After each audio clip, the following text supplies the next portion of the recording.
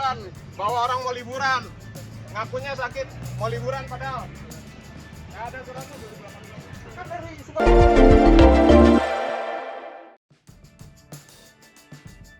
Polisi amankan ambulans penerobos jalur puncak yang bawa rombongan wisatawan. Pihak kepolisian Polres Bogor mengamankan 2 mobil ambulans penerobos arus satu arah atau one way sambil membawa wisatawan di jalur puncak Sabtu 7 April 2022.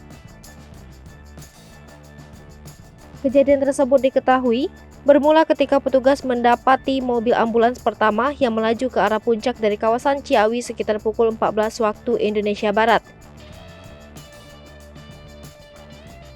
Petugas pun ingin mengawal mobil ambulans tersebut.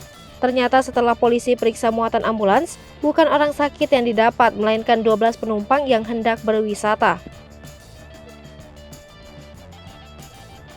Petugas pun langsung menahan mobil tersebut, sedangkan para penumpang dipulangkan ke rumah masing-masing.